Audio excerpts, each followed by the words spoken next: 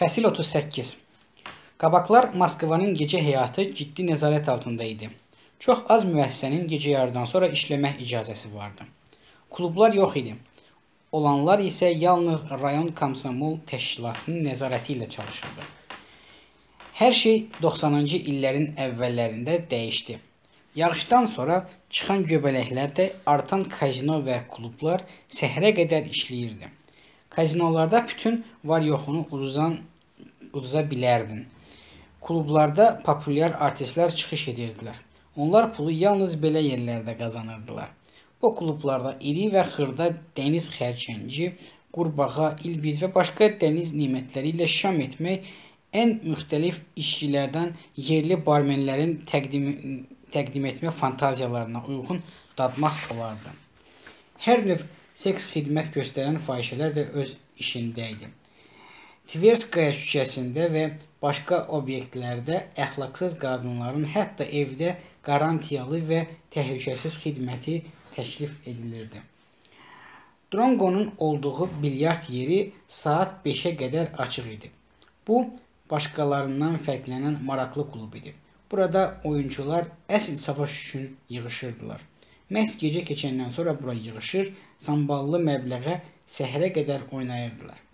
Başqalarından fərqlənən bu klubda gecə təkcə yeyib içmək yox, həm musiqiyə qulaq asmaq, həm də şəhərdə ad qazanmış kişi ustalarının maraqlı oyununu seyr etməklə yaxşıca əylənmək olurdu. Qraf bura gəlməyi sevirdi. O həqiqətən də əsl bilyard həvəskarı idi və bəzən saatlarla çəkən qızğın mübarizəni seyr etməyi sevirdi. Özü də tanınmış oyunçuları udurdu. Həm də uduzurdu. Saat 12-dən sonra bura peşəkarlar yığışırdı ki, qraf bu məşhurlar içində sıradan biri idi. Oyunda nə ad, nə ləqəb önəmli sayılırdı. Burada əsas dəqiq zərbə və oyunçunun ustalığı idi. Oyunçulara xarakterinə və bacarığına görə hörmət edirdilər. Başqa ləyaqət göstəriciləri keçərli deyildi.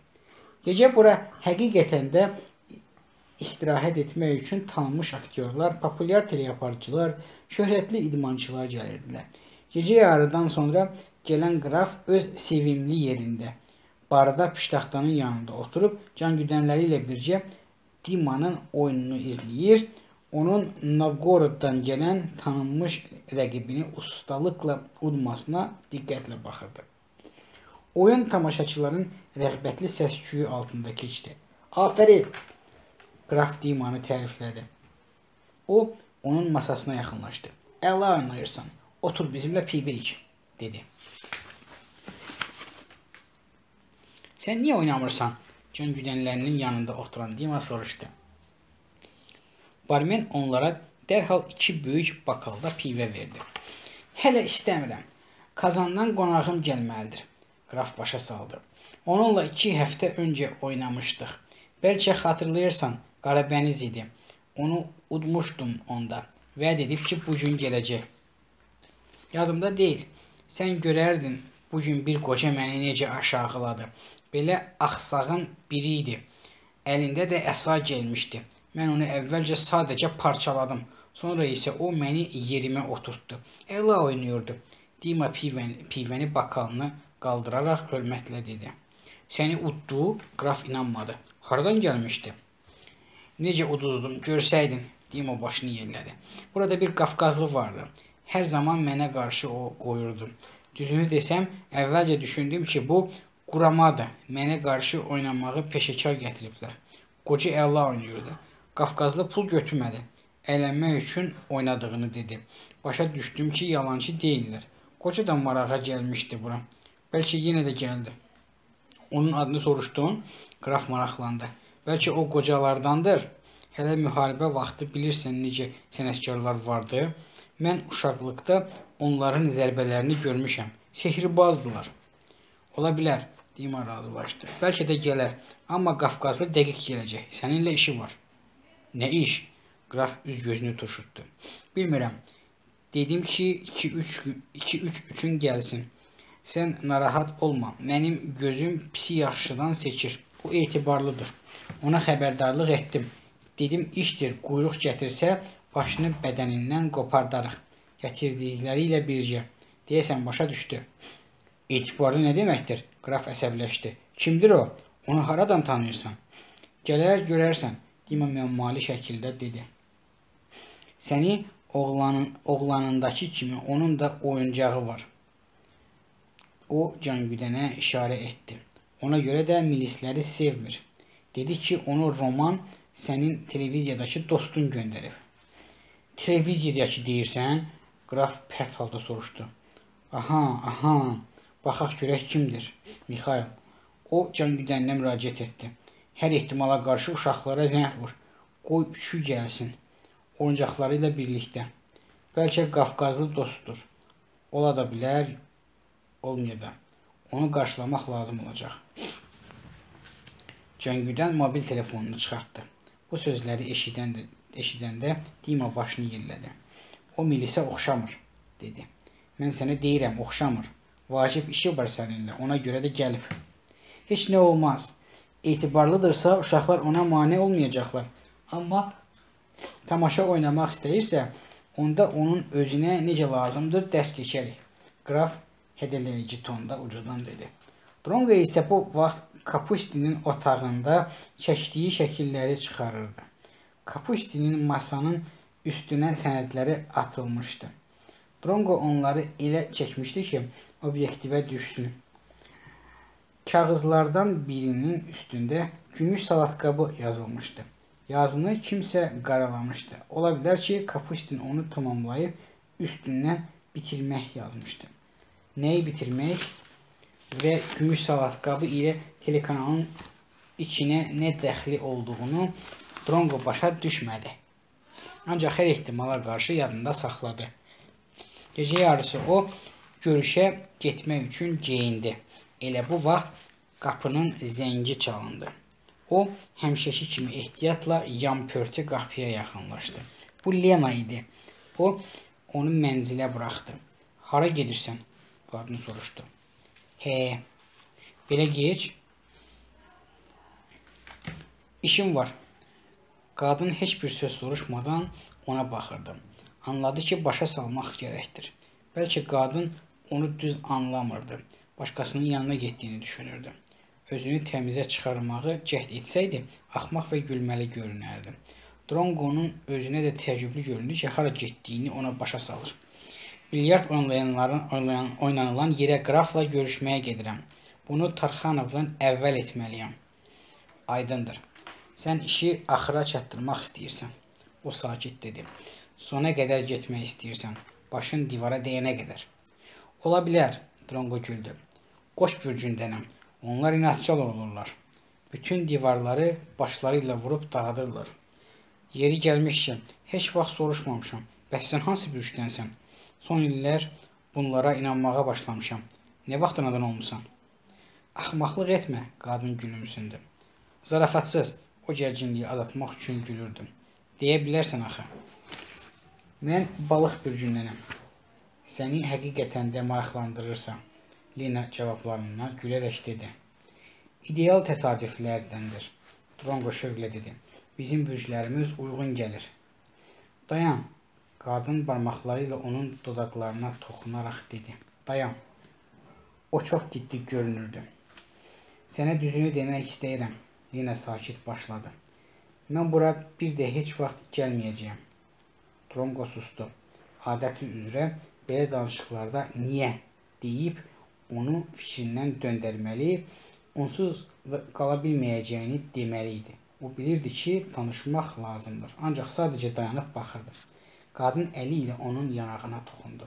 Sağ ol, o gözlənilmədən dedi. Heç nə demə. Sənə öyrəşə bilərəm. Sən isə azadlığını hər şeydən üstün tutursan. O dayanıb susurdu. Heç nə soruşmurdu. Heç nəyi yalana çıxarmaq istəmirdi. Drongo susub durur və yalnız ona baxırdı. Səninlə mənə xoş idi. Qadın bir də güldü. Mənə unutduğum bayram hissini xatırlatdın. Ancaq bütün bayramların da bir sonu olur. Başa düşürəm. Sən yanında başqa birinin olmasını istəməyəcək qədər tənhasan. Çox tənhasan. Drongo dedi. Sən hətta bilmirsən ki, sevdiyin insanı itirmək adama necə əzab verir. Bilirəm, qadın güldü. Bu gün də itirirəm. Həmişəlik. Ona sarı addım atdı. Məni öp, onun gözlərinə baxaraq dedi. Öpüş uzun və hisslərlə dolu idi. Qadın getdi. O çox güclü qadın idi. Ancaq bir mərtəbə düşəndən sonra Drongo'nun onu çağıracağı ümidi ilə dayandı. Amma bu baş vermədi. O tez aşağı qaçdı. Drongo isə qadının onu gözlədiyini bilə-bilə dəhlizdə dayanmışdı və qapını açmamağa özündə güc tapdı.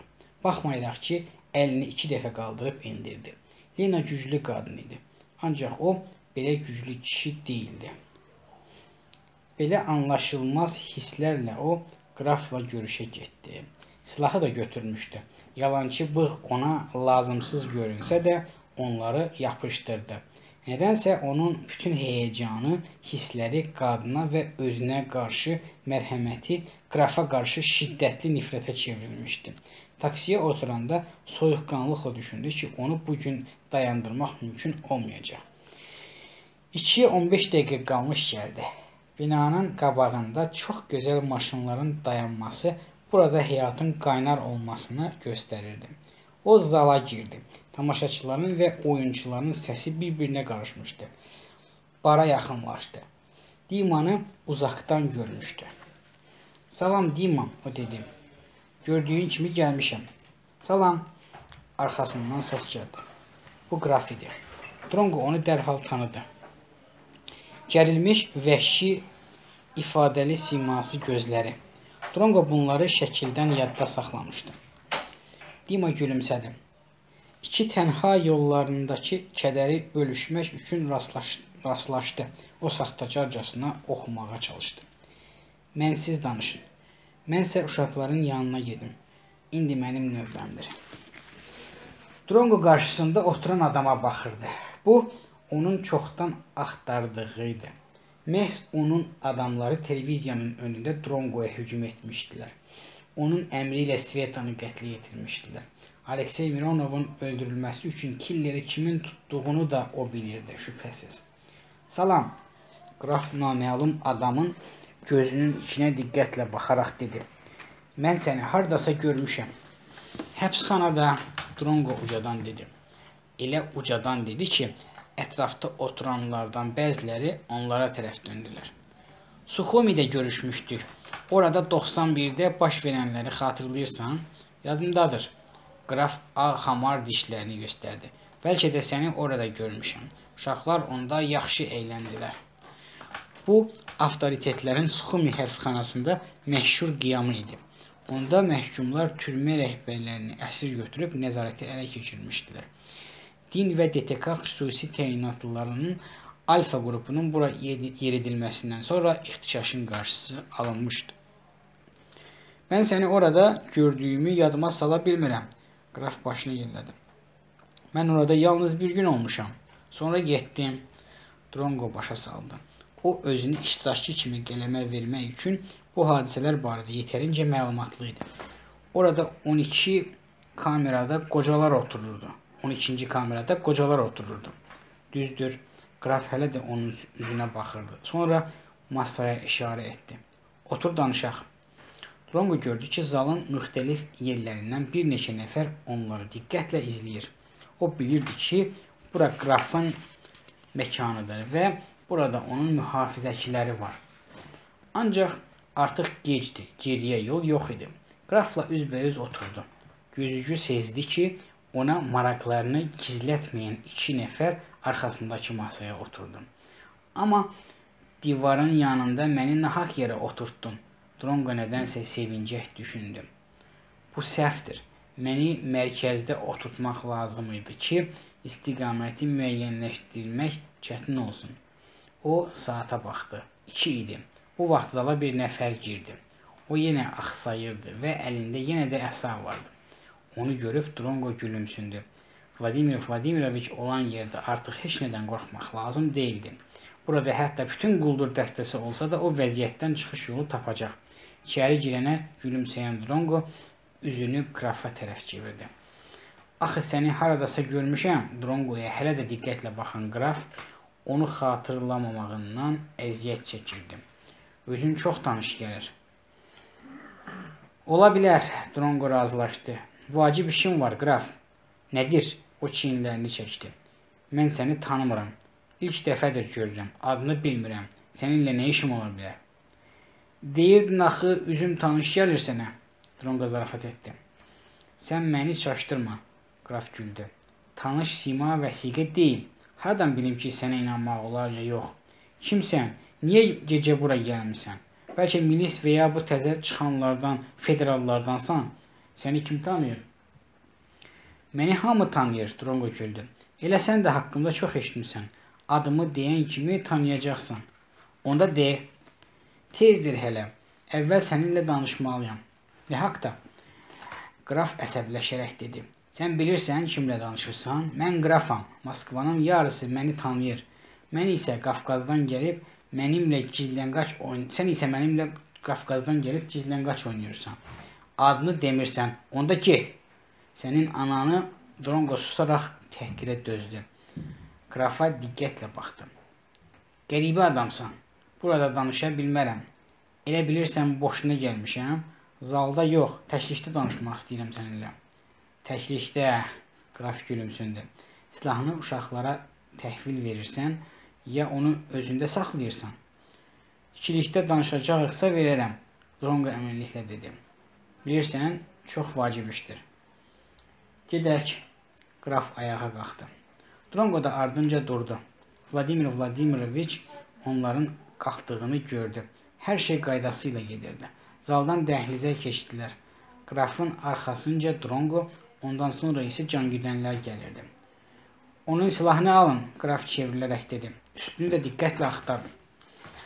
Oğlanlardan biri Drongonun ona uzatdığı silahı götürdü. O biri Drongonu başdan ayağa axtardı. O təmizdir, ikincisi dedi. Qraf balaca otağa girdi. Drongo onun ardınca içəri keçdi. Oğlanların ikisi də dəhlizdə qaldı. O diqqəti cəlb etmədən saata baxdı. 2 dəqiqə vaxt vardı. Vladimir Vladimiroviç astaca dəhlizlə getməyə başlamışdı ki, qarşısında Dima peyda oldu. Bu sənsən, Dima gülümsündü. Gündüz məni əla otdun. Gəl marağına bir də oynayaq. Özümü pis edirəm. Vladimir Vladimiroviç cavabdan qaçdı. Ayaq yoluna gedim, qaydandan sonra oynayarıq. Amma sən məni bugün əla otdun. Dima ondan el çəkmirdi. Atacan, sən belə peşəkar zərbələri harada öyrənmirsən? Vladimir Vladimiroviç əsasını sıxdı. Qiymətli saniyələr gedirdi. O başını qaldırdı. Bu vaxt binanın qabağına 4 maşın gəldi. Maşındakıların hamısında avtomat və tapanca vardı. Dəstəyə Anton başçılıq edirdi və hər şey qabaqcadan danışılmışdı. Onlara qraf lazım idi. Başqaları onları maraqlandırmırdı. Getdik, Anton əmr verdi. Gümüş Salatqabı kazinosunda artıq qrafın adamları yerləşmişdilər. Onlar burada 2-3 dəstə şəklində gəlmişdilər. İndi onlar şərti siqnalı gözləyirdilər. Böyük zalda adam az idi. 70 olardı. Onlardan 14'ü qrafın adamları idi. Qapıda nəzarətçilər olduğundan onlar bıçaq və beşbarmaq gətirə bilməmişdilər. Ancaq 14 güclü yumruq da yetərli idi. Zalda isə kazinonun işçilərindən və oyunculardan başqa cəmi 3 mühafizəçi vardı. Qraf masa arxasında oturub çağırılmamış qonağının üzünə gülümsündü. Cəsarətli adamsan, o razılıqla dedi. Silahı verməyə qorxmadın. Belələri ilə danışmaq xoşdur. Fəsil 4. Səhər adeta bu. Anton və onun dəstəsi bilyard binasına yaxınlaşdılar. Bayırda mühafizə yox idi. Klubda cəmi 2 mühafizəçi vardı. Onlar da ancaq keyfli müştərilərlə məşğul olurdular. Mən cəsarətli deyiləm, Drongo dedi. Mən ehtiyatlıyam. Mən mütləq səninlə görüşüb danışmalıydım. Qraf, dəxli yoxdur, afərin. Adətən sənin yerlilərin puldan ayrılmağı sevmirlər. Qafqazlılar silah xəstəsidirlər. Dağda uşaqlıqdan silaha öyrədirlər. Dronqo güldü. Gözcü saata baxdı. Hələ vaxt vardı. Xaşınbəyin yerinə təyin olunan mühafizə xidmətinin rəisi həyəcanlı halda Georgiyevin yanına gəldi. Georginin yanına gəldi. Naməlum adamlar çoxdur, o məruz etdi. Baxışırlar, pıçıldaşırlar. Uşaqların çoxunu çağır.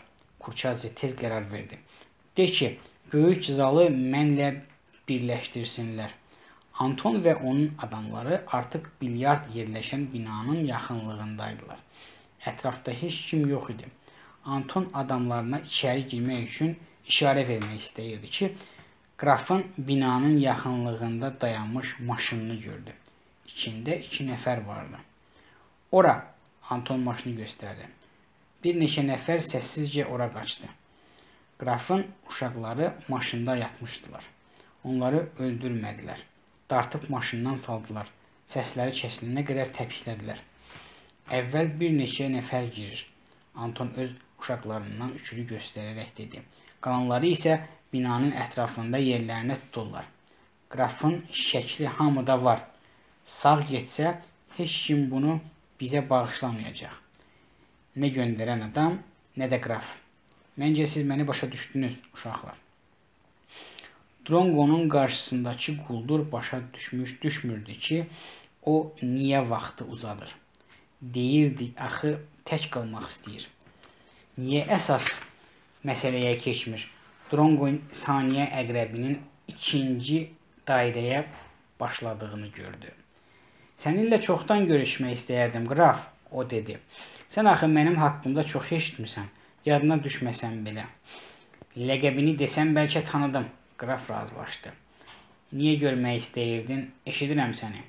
Qorxma, burada qulaq asan yoxdur.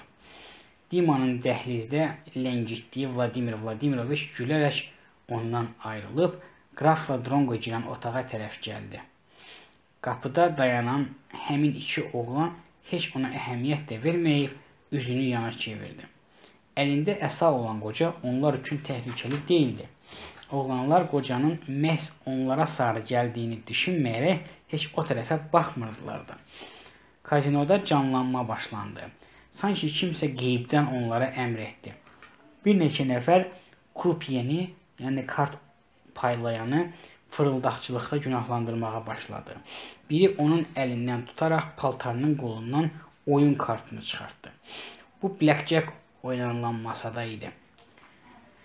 Burada aldadırlar, o qışqırdı. Bu öyrədilmiş qumarbaz idi. Qalmaqalı o başlamalıydı. Qalanlar bərkdən narazılığını bildirməyə başladılar. Kimsə krupiyəyə stəkan atdı. Kimsə mühafizəçinin üzünə şapalaq vurdu. Qadın qışqırdı. Hər şey qarışdı. Kurçadze zala qaçdı. Anton 3 nəfərlə bilyard oynanılan zala girdi. İkisi əllərindəki qutularda avtomat gətirmişdi. Antonun və 3-cü quldurun gödəkcəsinin altında tapanca vardı. Zala diqqətlə baxsalar da qraf heç yerdə yox idi. Dronqo saata baxdı. 2 dəqiqə bitdi. İndi ciddi söhbətə başlamaq olardı. O qrafa baxdı. Mən fikirləşdim, yaddaşın daha yaxşı olar. O qapının arxasındakı səsə baxmayaraq dedi. Ancaq uşaqları televiziyaya yanıma göndərəndə yadındaydım. Qraf təəccüblə ona baxdı, tutuldu. Bığlarını çıxart, yaramaz. İndi səni tanıdım. Bu yaxşıdır, Dronqo razılaşdı. Deməli, həqiqətən də söhbət edə biləcəyik. Qraf qanuni oğru kimi heç vaxt üstündə silah gəzdirmirdi. Ömründə ilk dəfə tapancası olmamasına təəssüf etdi. Həm söhbətinin də silahı yox idi. Qapının arxasında isə onun can güdənləri dayanmışdı. Bunu düşünərək o gülümsündü. Sən cəsarətli dəlisən, Kuznetsov. Qafqazlı cildinə girirsən, ləhcə ilə danışırsan. Bura nahaq gəlmisən. Bura sənin üçün televiziya deyil. Anton zalda oturanlara diqqətlə baxırdı. Qraf heç yerdə yox idi. Təəccüblüdür. Axı maşını binanın qabağında dayanmışdı. Qraf içəridə olmasaydı, sürücü ilə Cangüdən də maşında olmazdılar. İşarəni düz vermişdilər, amma qraf özü heç yerdə yox idi. Bu an o, dəhlizə qaçan oğlanı gördü. Onu tanıdı. Bu, qrafın Cangüdənlərindən biri idi. O dərhal silahı çıxardıb, düşünmədən qaçan Cangüdənə atəş açdı. Sonra ikinci, üçüncü atəş səsi gəldi. Kazinoda əsl qarışıqlıq başlamışdı. Sanki böyük zala zəncirdən qırılmış şeytanlar yığışmışdı. Hər yerdə dalaşırdılar. Masalar sınırdı. Kazinonun əməkdaşlarına zərbələr indirirdilər. Müştərilər də canlarını qurtara bilmirdilər. Bəzi qadınların qiymətli əşyalarını dartıb qoparırdılar. Zalda pullar və jetonlar uçurdu. Müştərilərdən bəziləri ciblərini doldurur, kimsə şəxsi Cangüdənlərinə zəng vurmağa çalışır, kimsə qaçmağa tələsirdi. Qorxmuş Kurçadze milis işçilərini çağırmağa əmr verdi. O başa düşdü ki, bu hücum quramadır. Ona görə də çalışmalıydı ki, kazinonun reputasiyasına xələl gəlməsin. O silahdan istifadəni qadağan etdi. Mühafizəçiləri xuliqanlarla əlbəyaxa davaya girişdilər. Sınan şüşənin səsi, vəhşi qışqırıqlar, yıxılanların tıqqıltısı, küt zərbələr, lənətlər eşidilirdi. Kimsə böyük zalda işığı söndürdü. Bu da ümumi çaxnaşmanı artırdı. Mən səni, suka, öz əlimlə boğacam, qraf güldü. Sən bilmirsən kimə baş qoşmusan. Məncə, sən heç nə bilmirsən, Drongo sakit dedi. Mən nə suka, nə də milis işçisiyəm. Mən bir işi araşdıran mütəxəssisəm. Xüsusi xəfiyyəyəm, başa düşürsən? Sənə 2 sualım var. Bəlkə gedəsən, qraf fərəhlə dedi. İndi səndən qiymə edəcəm. Uşaqlar, qapı yavaşca açıldı. Dəhlizdə qrafın ikinci mühafizəsinin yanından keçən Vladimir Vladimiroviç öz ağır əsanın zərbələri ilə birini, onun ucuyla isə ikincinin qarnından vuraraq huşsuz vəziyyətə saldı. Sonra qapını açaraq dedi. Mən lazım deyiləm. Qraf uduzduğunu anladı. Vladimir Vladimiroviç silahı Drongoya tərəf tullayıb qapını örtdü. Bu an zalda atəş səsi eşidildi. Birinci, ikinci, üçüncü.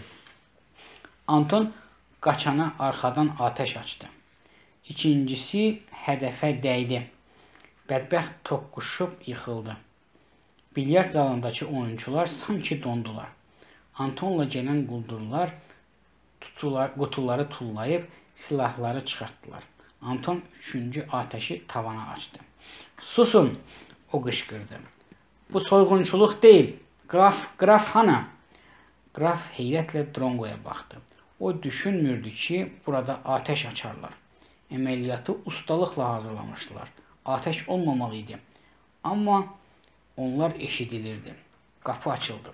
Tez olun, Vladimir Vladimiroviç qışqırdı. Tez gedək. Orada quldurlar avtomatla hücum ediblər. Qrafı axtarırlar. Qraf solğun və rəngi qaçmış halda oturmuşdu. O quldurlardan qorxmurdu. Onun üzbəüz dayandığı adama uduzmağı fikri dəli edirdi. Onlar sizin dalınızca gəliblər. Drongo başını yerlədi. Tez gedək. Mən sizi xilas etməyə çalışacağım. Nə üçün? Qraf təəccüb etdi. Siz hələ mənə lazımsınız. Tez gedək. Yox. Qraf qeyrətinə sığışdırmırdı. Tək get. Mən qalıram. Tez ol, Vladimir Vladimiroviç qışqırdı. Siz zala gedin. Drongo ona qışqırdı. Onlar sizə toxunmazlar. Biz mətbəxdən gedərik. Dur! O qrafa qışqırdı. Sənə keçək. Hissiyatlı olduğunu sonra nümayiş etdirərsən. Zalda yenidən atəş səsi gəldi. Anton bu dəfə piştaxtanın altından nə isə çıxarmağa çalışan barmeni güllələdi. Bu an bilyard zalındakı yekəpərlərdən biri içəri girdi.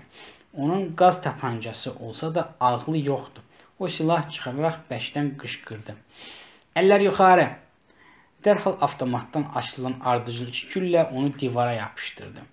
Drongo qrafın əlindən tutaraq dəhlizə dartdı. Burada onlar qrafın silahlılarının bədəninə toxundular. Qorxma, Drongo onun heyrətini görərək dedi. Onlar ölməyiblər. Mənim dostum qatil deyil. Dəhlizdə hərəkəti görən Anton bir quldurla birgə ora qaçdı. Döşəmədə 2 nəfər uzanmışdı. 2 nəfərin isə dəhlizin sonunda gizlənmək istəyirdi. Biri geriyə çevrildi. Anton qrafı tanıdı. O gedir. Anton gedənlərə atəş açaraq bağırdı. Kazinoda dağıntı davam edirdi. İşığın olmaması əsəbi kişilərin çoxluğunu işi bitirirdi. Davaya aidiyyatı olmayan müştərilər də qoşulurdular. Yumruqla vururdular, dişlə hücum edirdilər, dırnaqla dalaşırdılar. Qadınlar da dişlə və dırnaqla mübarizə aparırdılar. Milis adəti üzrə 40 dəqiqədən sonra hücumçular gedəndən sonra gəldi. Onlar dağıtmadılar. Məhz binanı uçurdub, sındırıb, altın üstünə çevirib getdilər. $50.000 pul da oğurlanmışdı. Amma belə darmadağında bu adi iş idi. Drongo atəş səsi eşidirək çevrildi. Güllə onun yanındakı divara dəydi. Üçüncüsü də ona deyə bilərdi. Deyə o cavab atəşi açdı. Hücum edənlərin biri vəhşi kimi bağırıb yerə yıxıldı. Drongo qrafı itələdi. Bu an dəhlizdə bir quldur da peyda oldu. O, onlara tərəf aramsız atəş açdı. Drongo yerə yıxıldı, amma qraf onun kimi cəld ola bilmədi. Ya da ki, başa düşmədi nə ola bilər. 2 güllə onun böyrünə dəydi. O qışqırdı. Onun cibindəki maqnitofon sürüşüb yerə düşdü. Drongo əyilib qrafı özünə sarı sürüdü. Qraf bərkdən zarıyırdı. Drongo dəhlizdə bir neçə dəfə atəş açaraq tez getməyə çalışdı. O, qapını kürəyi ilə açdı. Hansısa qutuları aşırdı. Qrafı küçəyə çıxartdı. Yanında maşın dayandı. Deyəsən, vaxtında gəlmişəm, Vladimir Vladimiroviç dedi. Drongo yaralı qulduru arxa oturacağa qoyub, özü də maşına cəld mindi. Maşın binadan aralanmağa macal tapmışdı ki, bilyard zalından çıxan quldurlar onların dalınca atəş açmağa başladılar. Maşının təmirini kim ödəyəcək? Vladimir Vladimiroviç soruşdu. General Potapov, Drongo gülümsündü. Tez sürün, o deyəsən ölür. O qrafa sarı əyildi. O güclə nəfəs alırdı. Sağ ol, quldur pıçıldadı. Nə üçün gəlmişdin? Soruş, nə qədər sağam. Sonra deyərsən. Tez olun, Vladimir Vladimiroviç, xəstəxanaya. Hansı xəstəxanaya? O çevrildi. Onu evə aparacağam. Orada həkim çağırarıq. Çartdırmırıq. Drongo qışqırdı. O qan itirir. Soruş, quldur xırıldadı. Mironovu qətlə yetirməyə kim sifariş edib? Drongo soruşdu. Kim? Mənə Tarxanov verdi. Maqnitofon cibimdədir. O hər şeyi bilirdi. Kim? Kim ona tapşırmışdı?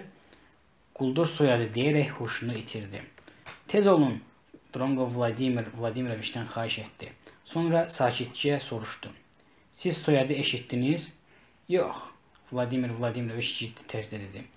Eşitsəm də heç bir yerdə təsdiqləyən deyiləm. Maqnitofonu çıxart, onun sözləri sübut deyil. Drongo qrafın cibini axtarmağa başladı. Heç yerdə yoxdur.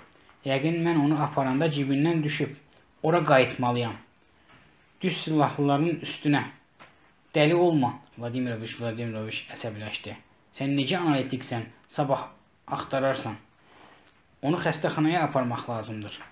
Mən bilirəm onu hara aparmaq lazımdır. Yorulmuş Drongo oturacağa söykəndi. Yanında qraf huşsuz vəziyyətdə uzanmışdı. Bəlkə o artıq ölüb. Drongo bunu düşünüb, onun əlindən tutdu. Nəbzi zəif vururdu. O hələ sağdı. Necə də mənasızdır. Bu niyə belə alınmalıydı? Quldurlar gedəndən sonra hamı evinə dağılışdı. Dima mətbəxdən çıxmaq qərarına gəldi. Dəhlizdən keçəndə o, yerə atılıb qalmış maqnitofonu gördü. Əyilib götürdü. Sonra düyməni bastı. Səs eşidən kimi dərhal söndürdü. Həmin axşam o, evə həmişəkindən gec gəldi. Səhər maqnitofon artıq Qızılgözün masasının üstündə idi.